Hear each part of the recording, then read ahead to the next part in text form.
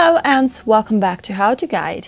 Today I'm going to show you how to log into your Facebook account on your Android device. Keep watching the video till the end to learn how, and subscribe to our channel by hitting the subscribe button. Press the bell icon so that YouTube will notify you whenever we post a new video. Tap open the Facebook application and in the very first interface, enter your phone number or your email address to log into your Facebook account. Once you type in your email or your phone number, move on to the next field. Here, type in your password. Make sure to enter your password correct every time you log in. If you want to recheck your password whether you have typed it incorrect or not, tap on this eye icon located at the right side of the password field. After you're done, tap on log in to log into your account. But in case you've forgotten your password and don't remember it during the sign-in process, then you can always reset your account by tapping on forgotten password link provided right below the login button. Tap on the login button and you will be logged into your Facebook account in no time, just like that. I hope the tutorial was helpful to you.